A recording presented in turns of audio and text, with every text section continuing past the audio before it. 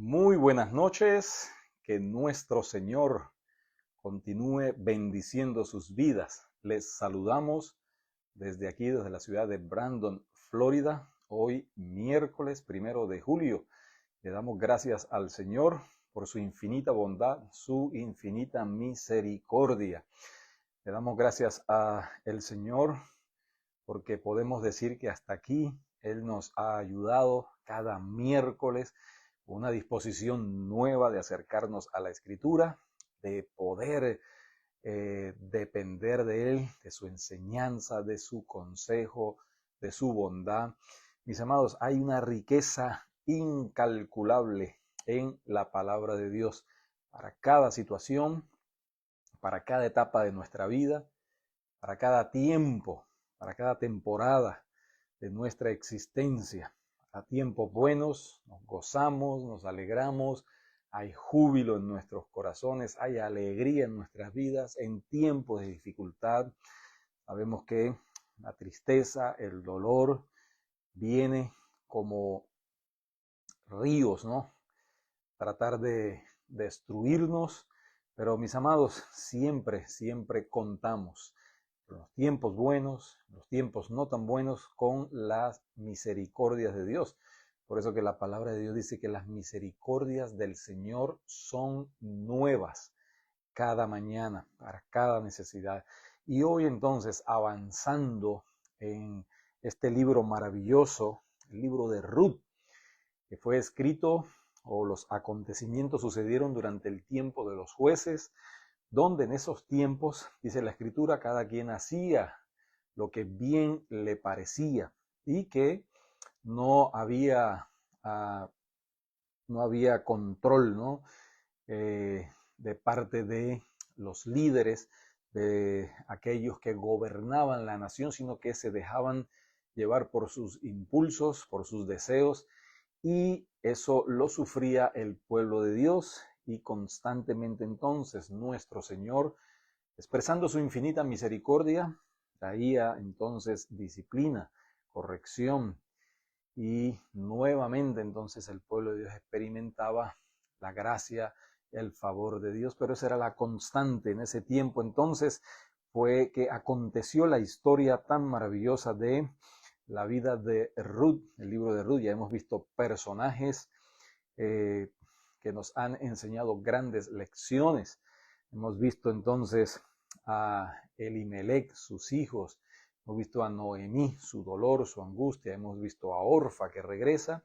Pero ahora vemos entonces que Ruth decide llegar hasta Belén y acompañar a Noemí. Era un tiempo de incertidumbre, era un tiempo de dificultades, era un tiempo de gran dolor. Venían llenas de tristeza, pero Ruth comienza ahora a formar parte de la narrativa, ya pasando entonces a ser uno de los principales personajes en esta historia.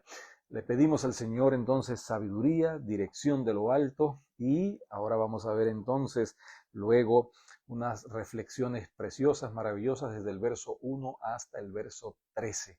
Señor, gracias nuevamente. Nos das la oportunidad, Señor, de acercarnos a tu palabra que es viva, porque tú eres un Dios vivo, tú eres un Dios de vivos, aquellos que les has dado vida en Cristo Jesús. Señor, aviva nuestros corazones, nuestras mentes, Señor, que nuestros pensamientos estén agilizados, Señor, para caer rendidos en adoración, y nuestros pasos y nuestras manos dispuestos a rendirte, Señor, la alabanza que tú, Señor, mereces a través de nuestra vida y de nuestro diario vivir. Bendice a tu pueblo, Señor, bendice a tu iglesia, y en especial, Señor, oramos por la nación de Venezuela. Oramos, Señor, continuamos clamando y rogando para que tú extiendas, Señor, continúes extendiendo tu misericordia y tu gran bondad sobre esta amada nación. Señor, oramos por aquellos que están todavía trabajando incansablemente para conseguir, Señor, algún sobreviviente. Oramos por los recursos que lleguen a los hogares afectados. Oramos, Señor, por todos aquellos que tienen que ver y tomar decisiones importantes. Que tu gracia, Señor, que tú des sabiduría, Padre de la gloria, y guía de lo alto. Oramos, Señor, para que tú consueles a aquellos que han perdido sus seres queridos y para aquellos que han perdido, Señor, también y sufrido materialmente. Señor, permítenos que al ver ahora tu escritura, nosotros podamos ser fortalecidos y nuestras mentes y corazones sean ensanchados a tu maravillosa verdad. Te lo pedimos, Señor, en el nombre de Jesús. Amén y amén. Mis amados, hoy estaremos viendo entonces cómo seguir adelante ante los golpes de la vida, ¿no? Cómo seguir adelante ante las dificultades, cómo seguir adelante ante las tragedias que son muchas veces repentinas, que no dan aviso, que no discriminan, que no toman en cuenta a clases sociales, naciones, a estatus. De ninguna manera las tragedias tocan la vida de todas las naciones, de todos los pueblos, y nosotros tenemos que estar preparados para entender que la vida hay que tomarla con seriedad, el tiempo que tengamos, la vida hay que tomarla entonces con un sentido de gratitud delante de nuestro Dios, el dueño de la vida, y entonces cómo seguir adelante en medio de las dificultades, en medio de la adversidad, en medio de las tragedias. Y aquí vemos que hay dos hermosas damas que regresan de las tierras de Moab y llegan también sus corazones cargados, heridos, angustiados, sintiendo el dolor de la pérdida de sus seres queridos, esposo, hijos y amistades aún de Orfa que regresa. Pero también vemos que en medio de esas dificultades Dios continúa obrando su plan maravilloso. Dios continúa obrando y que nosotros podamos al final entonces entender que en medio de las dificultades Dios siempre está glorificando su nombre y también extendiendo su misericordia y su gran bondad para su pueblo. La palabra de Dios dice entonces en la narrativa que ya habían llegado entonces a Belén. Llegaron a Belén y dice la escritura que tenía Noemí un pariente allí en Belén. No se trata de cualquier pariente necesariamente o exclusivamente un pariente a nivel de afinidad familiar, sino que también más adelante vamos a ver que ese pariente también es un pariente redentor. Había una legislación dada por el Señor en el tiempo de Moisés que si una dama perdía a su esposo y no había tenido descendencias, entonces el hermano del caballero que había partido tenía que entonces asegurarse de cuidar y darle descendencia a esta dama, a esta mujer, y vemos que entonces más adelante no va a ser únicamente un pariente en el sentido de la afinidad familiar, sino que va también a convertirse en el pariente redentor. Y la palabra de Dios dice, entonces tenía Noemí un pariente de su marido, hombre rico de la familia de Elimelech, el cual se llamaba Booz. Y Ruth la moabita dijo a Noemí, te ruego que me dejes ir al campo y recogeré espigas en pos de aquel a cuyos ojos hallaré gracia. Y ella le respondió, ve, hija mía. Fue pues y llegando espigó en el campo en pos de los segadores, y aconteció que aquella parte del campo era de Booz, el cual era de la familia de Elimelech. Y he aquí que Booz vino de Belén y dijo a los seguidores, Jehová sea con vosotros. Y ellos respondieron, Jehová te bendiga. Y Booz dijo a su criado, el mayordomo de los segadores, ¿de quién es esta joven? Y el criado mayordomo de los segadores respondió y dijo, es la joven moabita que volvió con Noemí de los campos de Moab y ha dicho, te ruego que me dejes recoger y juntar tras los segadores entre las gavillas. Entró pues y está desde por la mañana hasta ahora sin descansar ni aún por un momento. Entonces Booz dijo a Ruth: oye, hija mía, no vayas a espigar a otro campo, ni pases de aquí, y aquí estarás junto a mis criadas. Mira bien el campo, que sieguen y siégalas, porque yo he mandado a los criados que no te molesten, y cuando tengas sed, ve a las vasijas y bebe del agua que sacan los criados. Ella entonces, bajando su rostro, se inclinó a tierra y le dijo: ¿por qué he hallado gracia en tus ojos para que me reconozcas siendo yo extranjera? Y respondió Booz y le dijo: he sabido todo lo que has hecho con tu suegra después de la muerte de tu marido, y que dejando a tu padre y a tu madre y la tierra donde naciste, has venido a un pueblo que no conociste antes. Jehová te recompense tu obra y tu remuneración sea cumplida de parte de Jehová, Dios de Israel, bajo cuyas alas has venido a refugiarte. Y ella dijo: Señor mío, halle yo gracia delante de tus ojos, porque me has consolado y porque has hablado al corazón de tu sierva, aunque no soy ni como una de tus criadas.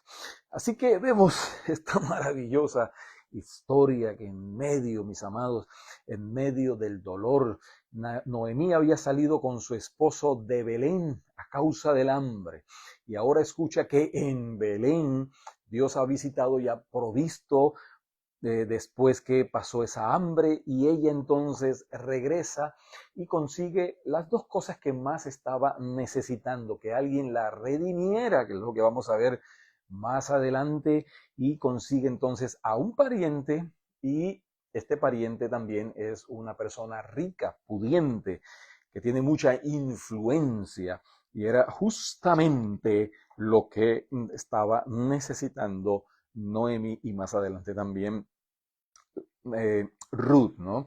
Así que ella había dicho: me fui llena, pero ahora regreso vacía, ¿no?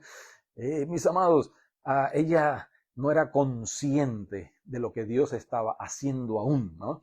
Y sí, en cierto sentido, pudo regresar vacía, quizás en afecto, quizás en afinidad en cuanto a sus seres queridos, materialmente, también regresa con hambre, pero no estaba completamente vacía, porque Dios continuaba extendiendo allí la misericordia y la gracia, aunque ella todavía no la había percibido. Había pérdidas materiales, pérdida de seres queridos, pérdida de la seguridad, pérdida del afecto, ¿no? Y esto le lleva entonces a expresarse a sí misma como una persona amargada. Dice: ya no me llamen Noemí, ya no me llamen Noemí, ahora llámenme Mara, porque estoy en una aflicción, estoy en grande amargura, ¿no?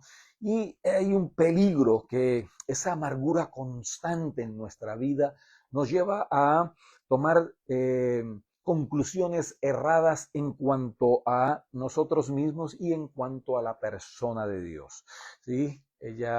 En cuanto a ella, se percibe amargada, desolada, viene acompañada de Ruth, una persona que le ha expresado amor, cariño, que renunció entonces a todo lo que tenía: su hogar, sus padres, el sitio, su nación, y le está acompañando. Pero Ruth, en medio de esa crisis, ni siquiera se acuerda de que Ruth le está acompañando, porque precisamente eso es lo que hace la amargura, y la Escritura nos dice que tengamos cuidado que no haya raíces de amargura en nuestro corazón, porque nos llevará entonces también a tener unas conclusiones erradas en contra de la persona de Dios, porque aquí el Señor está haciendo su plan, el Señor está haciendo su obra para cumplir entonces sus propósitos a nivel eterno, pero también en lo personal y en lo que concierne a la nación de Israel, su pueblo, ¿no?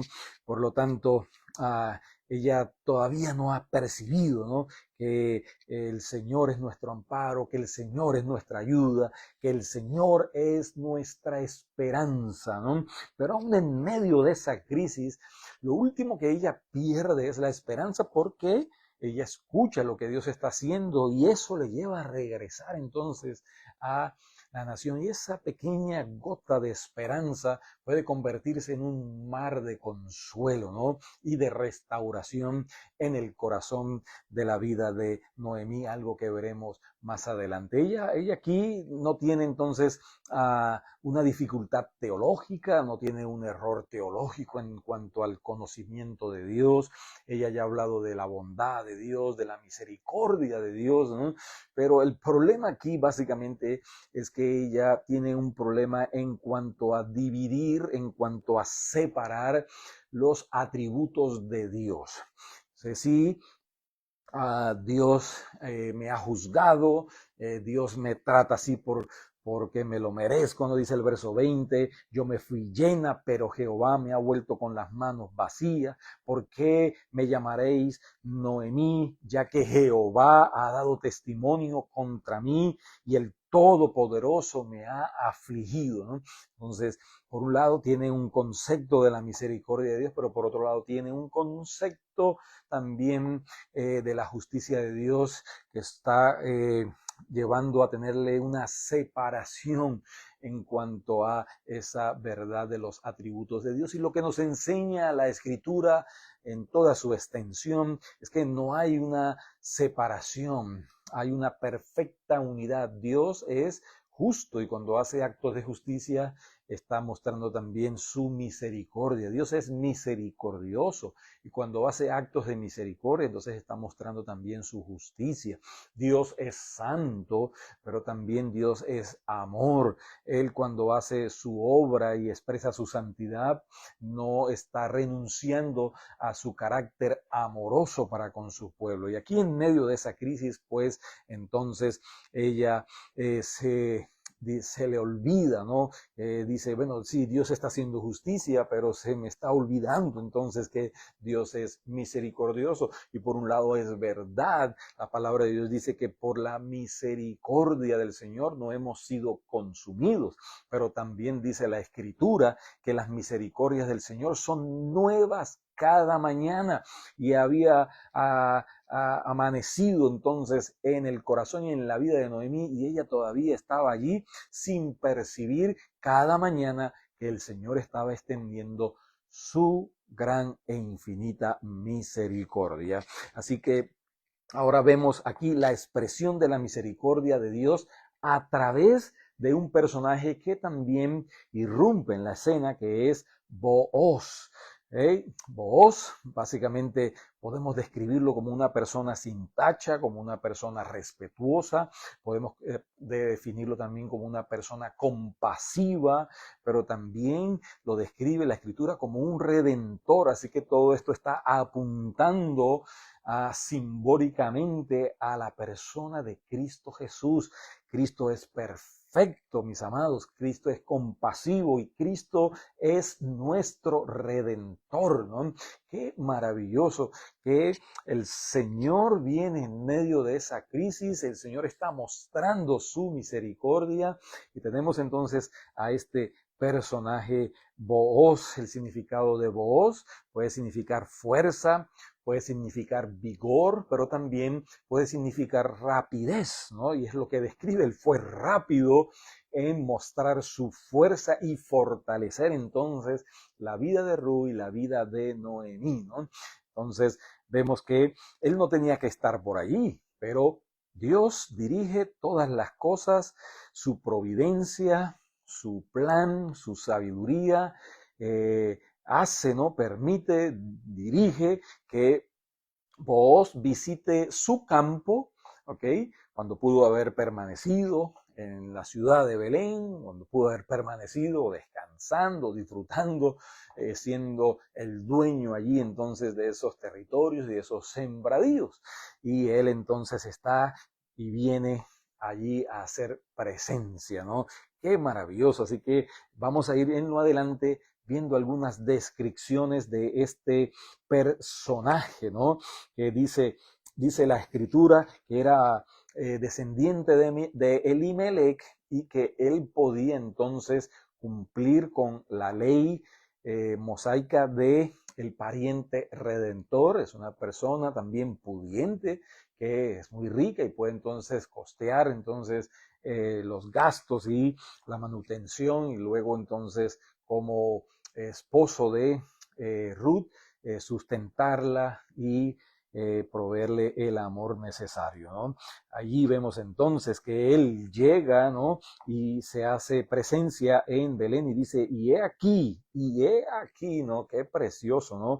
Esos y he aquí del Señor. Estamos en una crisis y he aquí nos muestra su misericordia. Estamos en una dificultad grande y he aquí el Señor nos muestra su misericordia. En medio de las tragedias, mis amados, van a estar presentes hoy y hasta que el Señor venga. Pero en medio de las tragedias tenemos que aprender a ver la provisión del Señor. El Señor moviliza personas, el Señor moviliza recursos, el Señor moviliza entonces a su pueblo, el Señor extiende entonces allí su gracia, su misericordia y su favor, ¿no? Y allí llega y se acerca entonces donde están los segadores y los saluda, ¿no? Dice, Jehová sea con vosotros. Qué importante es ver el carácter de este personaje. Aunque son sus siervos, él les bendice. Aunque son allí los que están trabajando para él, los trata con respeto, los trata con dignidad. Más adelante vamos a ver que inclusive se sienta con ellos, come con ellos, cuando pudo haber sentado y comido en un lugar apartado, allí encerrarse quizás en algún lugar lejano, pero él va y come con sus siervos, él va y extiende gracia a sus siervos. Y hace una pregunta en el verso 5. No dice quién es esta joven, sino que él pregunta de quién es esta joven, ¿no? Y esto nos describe algo maravilloso. ¿Por qué?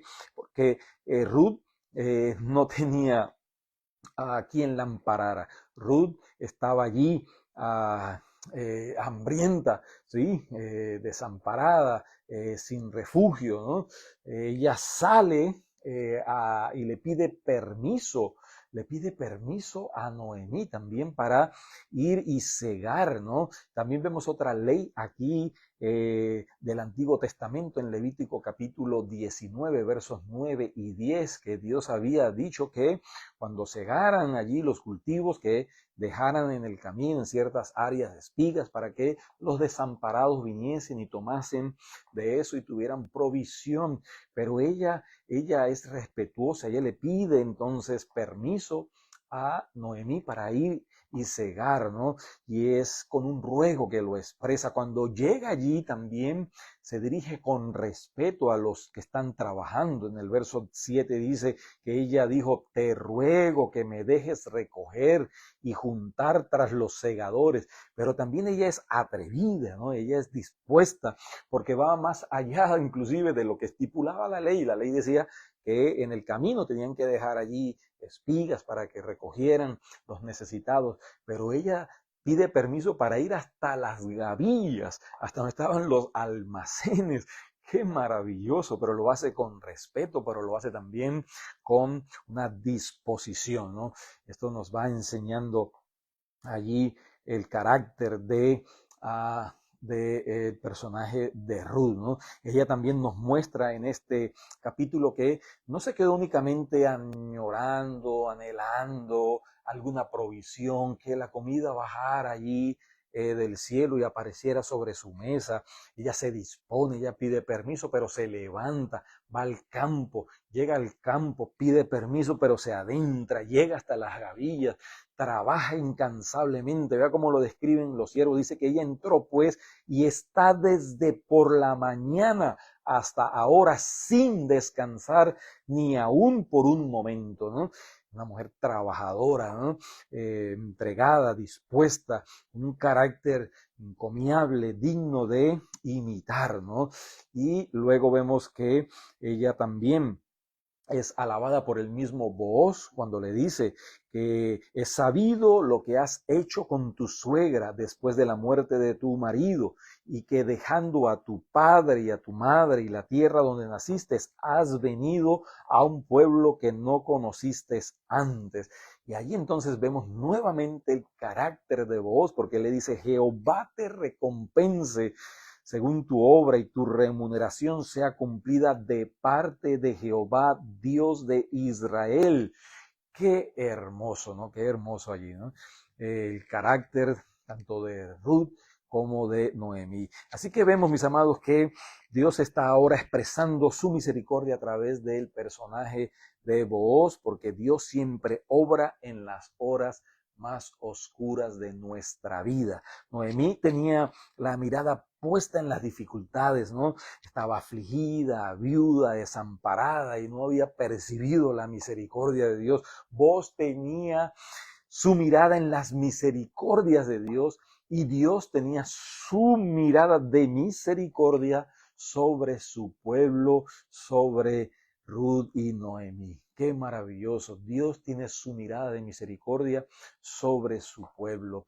No podemos dejarnos derrumbar por la amargura y que la amargura entonces nos haga tener una percepción errónea de nosotros mismos o del carácter amoroso de Dios, porque su misericordia, mis amados, incluye a la moabita en el pueblo. Vean que la descripción que se da de ella, ¿no? Comenzando el capítulo 2 es siempre Ruth la moabita, en el verso 1. En el verso 6 dice, es la joven moabita, ¿no? Se le está describiendo constantemente. En el verso 22 del capítulo 1 también se había dicho, así volvió Noemí y Ruth la moabita, ¿no? Pero qué precioso que la misericordia de Dios, ¿sí? Aunque podamos tener un pasado, cuando Dios extiende su misericordia sobre nosotros, nos hace una nueva creación, una nueva criatura, y ahora tenemos un nuevo nombre, nos da dignidad. Vean cómo le dice entonces a Noemí, él le expresa y le dice a Ruth en el verso 8, entonces Booz dijo a Ruth, oye, hija mía, ya no más la moabita, ya no más la extranjera, ya no más la desamparada, ya no más la que vino a una nación donde era rechazada por su trasfondo, pero ahora entonces el mismo Booz le llama hija mía. Esa es la misericordia de nuestro Señor expresada hacia nuestra vida, ¿no? Así que ir a la casa de Belén era casa de paz y es refugiarse en las alas de la misericordia de Dios. Esta es una descripción preciosa de la misericordia de Dios. Ya para ir terminando, el verso 12 dice, Jehová te recompense tu obra y tu remuneración sea cumplida de parte de Jehová, Dios de Israel, y dice, bajo cuyas alas has venido a refugiarte. En medio de las tragedias, mis amados, tenemos refugio. Las alas de nuestro Dios, la presencia de nuestro Señor, siempre son expresiones tipológicas y antropomórficas, expresiones que nos hablan de el carácter de Dios, del amor de Dios, del abrigo de Dios, del amparo de Dios, del refugio de Dios, del consuelo de Dios. Y ella entonces vino a refugiarse. Aquí vemos una maravillosa armonía entre la soberanía de Dios, quien está dirigiendo todo, quien sí nos hace pasar y experimentar las consecuencias de nuestras malas decisiones, pero que en medio de esas situaciones Dios continúa obrando su plan perfecto, y en medio de su plan perfecto entonces nos extiende su misericordia para restaurar nuestra vida, pero es nuestra responsabilidad refugiarnos en el abrigo de Dios, refugiarnos entonces en las alas maravillosas del cuidado y la protección amorosa de nuestro Dios, ¿no? Y aquí vemos entonces que la voz de Dios habla a nuestro corazón en medio de las tragedias, ¿no? El verso 13 dice, y ella dijo, ¿no? Ella dijo, Señor mío, halle yo gracia delante de tus ojos porque me has consolado, ¿no? Me has consolado y porque has hablado. Dios siempre habla en medio de las dificultades. Dios siempre, entonces, inclusive permite tragedias, dificultades, para que nosotros corramos a sus brazos, bien sea para refugiarnos o bien sea en arrepentimiento para recibir entonces allí la vida eterna que nos promete nuestro Señor y Salvador Cristo Jesús. Aquí en estas descripciones nosotros vemos que ella dice en el verso 10, ella entonces bajando su rostro se inclinó a tierra y le dijo, ¿por qué he hallado gracia en tus ojos? Sí, mis amados, dice, para que me reconozcas siendo yo extranjera, porque esa es la gracia de Dios. Éramos extranjeros antes, éramos advenedizos, éramos extraños y ajenos a las promesas y los pactos de Dios. Andábamos en el mundo sin Dios, sin su presencia, sin su salvación. Y ahora entonces, mis amados, ya en Cristo Jesús, ya no somos extranjeros ni advenedizos, porque la gracia de Dios, el favor de Dios, nos ha dado el regalo maravilloso de la salvación, que entonces también requiere que nos refugiemos en los brazos de misericordia para recibir entonces a través de la fe y el arrepentimiento el regalo de la vida eterna, el regalo de la salvación. Ella dijo, Señor mío, halle yo gracia delante de tus ojos porque me has consolado. Solamente el consuelo de nuestro Señor. Pero hay que ser humildes, termina diciendo el verso 13, porque has hablado al corazón de tu sierva. Qué importante es entonces siempre ser agradecidos. Ella no exigió, ella no puso condiciones, ella simplemente se presenta como sierva de Dios. Así que vemos, entre la amargura y la esperanza está la misericordia de Dios. El Señor nos ayude a refugiarnos en sus brazos.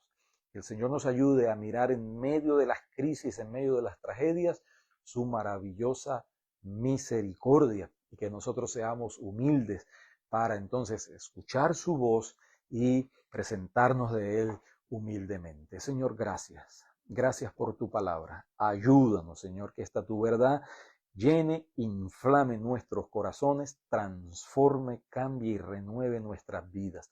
Te alabamos, Señor.